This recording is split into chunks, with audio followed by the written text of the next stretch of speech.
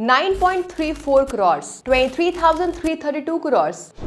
बहुत ज्यादा नंबर्स है। नहीं भाई, ये मेरा बैंक अकाउंट बैलेंस नहीं है, ये एसआईपी के नंबर्स हैं। जुलाई 2024 तक म्यूचुअल फंड के systematic investment plan accounts 9.34 crore पर थे और सिर्फ जुलाई 2024 में एसआईपी से 23,332 करोड़ का कलेक्शन हुआ। अब एफवाई 2024-25 में टोटल एसआईपी कलेक्शंस 85,169 करोड़ थे। ट्रेंड को देखें तो एसआईपी कॉन्ट्रीब्यूशंस ने काफी अच्छी ग्रोथ देखी है, from ₹96,080 crore in FY 2021 to ₹1,99,219 crore in FY 2023-24। तो ये एसआईपी ग्रोथ आखिर क्या शो करती है? वेल, एसआईपी की बढ़ती इंपॉर्टेंस ऑफ कोर्स। लोग शायद समझ गए हैं कि एसआईपी इन इक्विटी फंड्स उन्हें ओवर टाइम वेल्थ बनाने में मदद कर सकती है। लेकिन क्या होगा अगर कुछ म्यूचुअल फंड हाउसेस यानी एएमसीज अपने कुछ इक्विटी म्यूचुअल फंड स्कीम्स में नई यानी फ्रेश एसआईपीज लेना ही बंद कर दें? तो जब लोग इन्वेस्ट करना चाहते हैं तो फिर वो ऐसा क्यों करते हैं?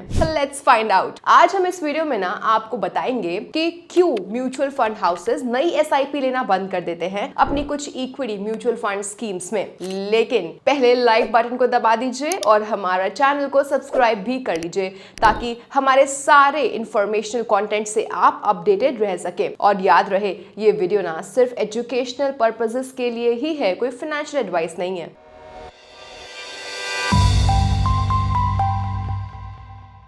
इससे पहले कि हम अपने मेन टॉपिक पर आए, मैं आपको एसआईपी क्या है उसका ब्रीफ दे देती हूँ। So what exactly is SIP mutual fund? दोस्तों, सिस्टमैटिक इन्वेस्टमेंट प्लान एसआईपी एक फैसिलिटी है जो म्यूचुअल फंड्स ऑफर करते हैं, जिससे आप डिसिप्लिन्ड मैनर में इन्वेस्ट कर सकते हैं। आपने कभी बचपन में गुल्लक में पैसे डाले हैं? बस एसआईपी में भी एक फिक्स्ड अमाउंट ऐसे ही डालनी है रेगुलर इंटरवल्स पे। लेकिन गुल्लक के पैसे आपको कोई रिटर्न्स नहीं देंगे, पर एसआईपी देगी। Mutual funds specially equity funds में एसआईपी से एक मेजर बेनिफिट मिलता है रुपी कॉस्ट एवरेजिंग का। देखिए, जब आप रेगुलर इंटरवल्स पे फिक्स्ड अमाउंट इन्वेस्ट करते रहते हैं बिना मार्केट को टाइमिंग किए, तो आप अलग अलग मार्केट लेवल्स पे इन्वेस्ट कर रहे होते हैं। मतलब जब मार्केट गिरता है आपको ज्यादा यूनिट्स मिलते हैं और जब मार्केट हाई होता है तब कम यूनिट्स। इससे लॉन्ग टर्म में यूनिट्स का परचेज प्राइस एवरेज आउट हो जाता है और शॉर्ट टर्म मार्केट फ्लक्चुएशंस का इंपैक्ट कम होता है। अब आते हैं अपने मेन टॉपिक पर, क्यों कुछ म्यूचुअल फंड्स इक्विटी स्कीम्स में न्यू एसआईपीज बंद कर देते हैं। देखिए, रिसर्च करने पर पता चला कि कुछ मार्केट सेक्टर्स का ओवर वैल्यूएशन एक कारण हो सकता है। तो ओवर वैल्यूएशन क्या होता है? मतलब एक एसेट का प्राइस, चाहे वो इक्विटी हो या गोल्ड हो या फिर रियल एस्टेट हो, वो उसके ट्रू या फिर एक्चुअल वैल्यू से काफी ज्यादा है। सिंपल टर्म्स में कहें तो आप ज्यादा पैसे दे रहे हो जो आपके रिटर्न्स को रिड्यूस कर सकता है। ये ओवर वैल्यूएशन के कुछ रीजंस होते हैं। जैसे इन्वेस्टर्स किसी पर्टिकुलर मार्केट सेक्टर की तरफ ज्यादा पॉजिटिव हो जाते हैं और उसके फ्यूचर ग्रोथ को ओवर एस्टिमेट कर देते हैं, या फिर गवर्नमेंट पॉलिसीज की वजह से कुछ सेक्टर्स को ज्यादा होप मिल जाती है और उनके स्टॉक्स ओवर वैल्यूड हो जाते हैं। अब इसी साल कोटक इंस्टीट्यूशनल इक्विटीज ने एक रिपोर्ट में कंजम्पशन थीम की ओवर वैल्यूएशन के बारे में बात की है, जो प्री पैंडेमिक लेवल से काफी ऊपर है। इसका मतलब इन्वेस्टर्स को ओवर वैल्यूड सेक्टर्स के स्टॉक्स के लिए बहुत ज्यादा प्राइस पे करना पड़ेगा, जो उनके पोटेंशियल रिटर्न्स को कम कर सकता है। जब नए इन्वेस्टमेंट्स ओवर वैल्यूड स्टॉक्स में किए जाते हैं तो इक्विटी फंड के पोर्टफोलियो होल्डिंग्स का एवरेज कॉस्ट बढ़ जाता है। ये एग्जिस्टिंग इन्वेस्टर्स के रिटर्न्स को डाइल्यूट यानी कम कर सकता है, खासकर जब ओवर वैल्यूड स्टॉक्स में प्राइस करेक्शन आता है तब। अभी फिलहाल में मैंने एक बिजनेस स्टैंडर्ड की रिपोर्ट देखी। दोस्तों, रिपोर्ट के हिसाब से 8 फ्रंटलाइन सेक्टर्स, जिनमें banks, IT, metals, real estate, public sector enterprises और ऑटो शामिल हैं, उनमें से 5 सेक्टर्स अभी उनके 10 ईयर एवरेज से ज्यादा पीई मल्टीपल्स पे ट्रेड कर रहे हैं। ये ब्लूमबर्ग डेटा के अनुसार है। तो पीई यानी प्राइस टू अर्निंग्स रेशियो आपको बताता है कि इन्वेस्टर्स कंपनी के हर एक रुपए की अर्निंग के लिए कितना पे करने को तैयार है। बेसिकली ये आपको बताता है कि स्टॉक ओवरप्राइस्ड है या नहीं। हाई पीई रेशियो शो करता है कि आप कंपनी के स्टॉक्स को बाय करने के लिए ज्यादा पैसे दे रहे हैं। यही लॉजिक मार्केट सेक्टर्स पे भी लागू होता है दोस्तों।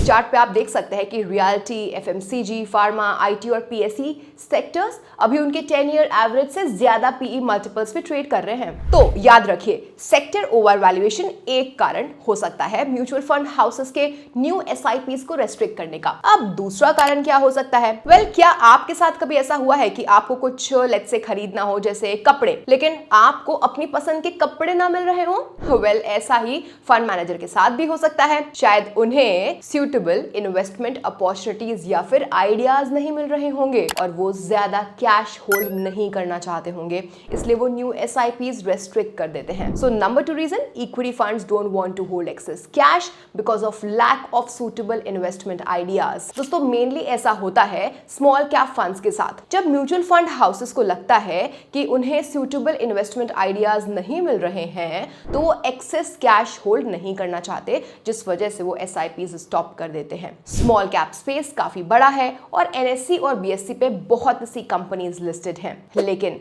मार्केट रिसर्च के अकॉर्डिंग 2023 में 4400 कंपनीज में से सिर्फ 57% कंपनीज हर दिन ट्रेड होती थी। बाकी 43% कंपनीज के शेयर्स को कभी ना कभी बाय या सेल नहीं किया जा सकता था। ये liquidity issue poor quality small cap stocks, यानी कि जो वीक फंडामेंटल्स वाले होते हैं, उनमें देखा जा सकता है। मार्केट करेक्शन के दौरान स्मॉल कैप फंड्स को इन स्मॉल कैप स्टॉक्स को सही प्राइस पे बेचने में मुश्किल हो सकती है। ये इसलिए होता है क्योंकि इन स्टॉक्स की ट्रेडिंग वॉल्यूम स्टॉक एक्सचेंजेस पे स्ट्रॉन्ग नहीं होती, इसलिए कई स्मॉल कैप फंड्स नए एसआईपीज को रेस्ट्रिक्ट कर देते हैं ताकि ओवर वैल्यूड और poor quality small cap stocks में इन्वेस्ट ना करना पड़े। सेबी के रूल्स के अकॉर्डिंग ना फ्रेंड्स, स्मॉल कैप फंड्स को अपने टोटल असेट्स का कम से कम 65% स्मॉल कैप स्टॉक्स में इन्वेस्ट करना ही होता है। अब कई small cap funds new SIPs restrict करना प्रेफर करते हैं rather than investing in stocks जो उनकी इन्वेस्टमेंट मैंडेट को मैच ही ना करता हो। तो अब सवाल ये है कि क्यों कुछ small cap companies over valued हैं जबकि उनके फंडामेंटल्स वीक हैं, जैसे लो अर्निंग्स या कॉर्पोरेट गवर्नेंस इश्यूज। स्मॉल और मिड कैप स्टॉक्स की अच्छी परफॉर्मेंस की वजह से दोस्तों 2023 से इन्वेस्टर्स की अटेंशन ना इन मार्केट सेगमेंट्स पे बढ़ गई है, जिससे वैल्यूएशन भी बढ़ गया है। जुलाई 2024 तक स्मॉल और मिड कैप स्टॉक्स का मीडियन पीई रेशियो 37 टाइम्स था, जो 2007 के पीक के लगभग डबल था। पीई रेशियो ये दिखाता है कि इन्वेस्टर्स कंपनी के 1 रुपए की अर्निंग के लिए कितना पे करने को रेडी हैं। अगर पीई रेशियो हिस्टोरिकल एवरेज से बहुत ज्यादा है तो स्टॉक ओवर वैल्यूड हो सकता है। ये high over valuation poor quality की स्मॉल कैप कंपनीज के प्राइसेस को भी बढ़ा सकता है। अगर कुछ स्मॉल कैप फंड्स को ज्यादा कैश मिलता है तो वो poor quality small cap stocks में इन्वेस्ट करने के बजाय कैश होल्ड करेंगे, जो फंड्स के रिटर्न्स को इंपैक्ट कर सकता है। इसलिए वो फ्रेश एसआईपी इन्वेस्टमेंट्स को रेस्ट्रिक्ट कर सकते हैं। दोस्तों अब मैं आपको मार्च 2024 में लेके जाती हूँ। मार्च 2024 में सेबी ने ना स्मॉल और मिड कैप स्पेस में ओवर वैल्यूएशन के कंसर्न्स रेज किए, क्योंकि बहुत सारे इन्वेस्टर्स इन फंड्स के पीछे भाग रहे थे। सेबी को चिंता थी कि जब मार्केट क्रैश होगा तो स्मॉल कैप फंड्स के इन्वेस्टर्स किस तरह रिएक्ट करेंगे। ये स्मॉल कैप फंड्स को इंपैक्ट कर सकता है और बाकी इक्विटी फंड कैटेगरीज और एसेट क्लासेस को भी इफेक्ट कर सकता है। सेबी ने उनसे क्लियरली कहा था कि अगर एक्सट्रीम रिडम्पशन की सिचुएशन आती है तो पोर्टफोलियो में कितना रिस्क है, कितनी वॉलेटिलिटी है, उसका आप एक डिस्क्लोजर दीजिए। ये सिर्फ एक एडिशनल डिस्क्लोजर है। सेबी ने कुछ मैंडेट नहीं किया है कि यहाँ पे आपको ये करना है या वो करना है। यहाँ पे सिर्फ उनसे ये कहा गया है कि आपको ये टेस्ट लेना है, इसके रिजल्ट्स देने हैं और ये डिस्क्लोज करना है एमफी की वेबसाइट पे। इसलिए सेबी ने म्यूचुअल फंड हाउसेस को अपने मिड और small cap mutual fund schemes पर ना स्ट्रेस टेस्ट कंडक्ट करने और लिक्विडिटी डिस्क्लोज करने को बोला है। स्ट्रेस टेस्ट बताएगा कि मिड और स्मॉल कैप फंड्स को अपनी पोर्टफोलियो होल्डिंग का 25% और 50% लिक्विडेट करने में कितने दिन लगते हैं। अब small cap funds cash hold करने के बजाय क्यों ना क्वालिटी स्मॉल कैप स्टॉक्स में इन्वेस्ट करें, क्योंकि बहुत सारे small cap funds quality small cap stocks को चेस कर रहे हैं, जिसकी वजह से इन स्टॉक्स को हाई प्राइसेस पे बाय करना पड़ सकता है, जो फंड के रिटर्न्स को इंपैक्ट कर सकता है। आपको बिलीव नहीं हो रहा होगा ना ये सब।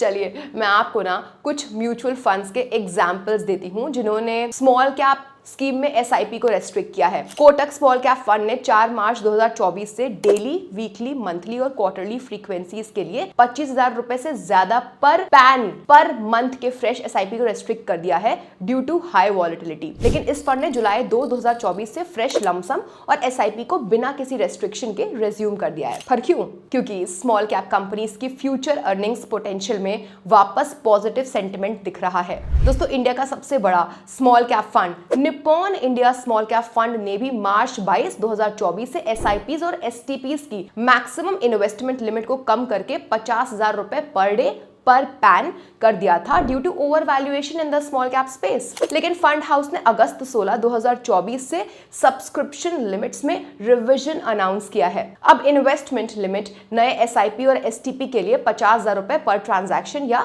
इंस्टॉलमेंट बेसिस पे होगा, ना कि ₹50,000 पर डे पर पैन। अभी तक आपको दोनों रीजन समझ आ गए होंगे ना? वेल, अब फाइनली लास्ट रीजन पे आते हैं। So regulatory measures in some mutual funds, कभी-कभी association of mutual fund in India यानी कि एम्फी और securities and exchange board of India यानी सेबी म्यूचुअल फंड हाउसेस को कुछ रूल्स की वजह से एसआईपीज को पॉज करने को बोल सकता है। जैसे आरबीआई ने म्यूचुअल फंड्स के ओवरसीज इन्वेस्टमेंट्स पर रेस्ट्रिक्शंस लगाई है। There is a limit RBI sets for how much investments can be made internationally, and that limit has come to its total, it's exhausted. And as a result, RBI said fresh investments are not going to be allowed. Does not mean that there are some crises or there's some scam or there is some crash expected, nothing of that sort. It's just that the limit has been exhausted. सभी AMCs का combined investment limit $7 billion है for direct investments in stocks listed overseas, मतलब foreign stocks. हर mutual fund house के लिए $1 billion की individual limit है और mutual funds जो फॉरेन ईटीएफ्स में इन्वेस्ट करते हैं उनको $1 बिलियन की अलग लिमिट है। ओवरसीज ईटीएफ्स वो फंड्स होते हैं दोस्तों जो फॉरेन स्टॉक मार्केट इंडाइसेस जैसे NASDAQ 100, S&P 500 को कॉपी करते हैं। अब अगर म्यूचुअल फंड हाउसेस इन लिमिट्स के करीब पहुंच जाते हैं तो सेबी एएमसीज को अपने इंटरनेशनल म्यूचुअल फंड स्कीम और इंटरनेशनल ईटीएफ्स में नई इन्वेस्टमेंट्स रोकने को बोलती है, चाहे वो लमसम हो या फिर एसआईपी। इसलिए सेबी ने मार्च 2024 में म्यूचुअल फंड हाउसेस को कहा कि वो 1 अप्रैल 2024 से फॉरेन स्टॉक एक्सचेंजेस पर लिस्टेड एक्सचेंज ट्रेडेड फंड्स यानी कि ईटीएफ्स में इन्वेस्टमेंट्स एक्सेप्ट करना बंद कर दें, क्योंकि म्यूचुअल फंड हाउसेस ने आरबीआई की ओवरसीज ईटीएफ्स में इन्वेस्ट करने की $1 बिलियन की लिमिट को 95% क्रॉस कर दिया था। कुछ एएमसीज ने अपने इंटरनेशनल म्यूचुअल फंड स्कीम्स में लमसम और एसआईपी इन्वेस्टमेंट्स बंद कर दी है, जैसे Nippon India US equity opportunities fund, Mirae asset NYC FANG plus ETF FOF और Mirae asset NYC FANG plus ETF. तो दोस्तों, जैसे हमने आज देखा, म्यूचुअल फंड्स फ्रेश एसआईपीज को बंद कर सकते हैं over valuation in market sectors, suitable investment ideas की कमी या रेगुलेटरी मेजर्स की वजह से। ये स्टेप्स आपके म्यूचुअल फंड इन्वेस्टमेंट्स को प्रोटेक्ट करने के लिए लिए जाते हैं। ये भी याद रखिए, SIP in mutual funds wealth creation का एक तरीका है, टूल है, लेकिन मार्केट कंडीशंस और फंड की इन्वेस्टमेंट स्ट्रैटेजीज के बारे में इन्फॉर्म्ड रहना भी इक्वली इंपॉर्टेंट है। दोस्तों, अगर आपको ये वीडियो पसंद आई है तो प्लीज इसे लाइक करें, हमारे चैनल को सब्सक्राइब कर लीजिए और अपने दोस्तों के साथ इसे जरूर शेयर करिए ताकि सब लोग इन्फॉर्म्ड रहे। Thank you for watching. मिलते हैं अगले वीडियो में। Bye bye.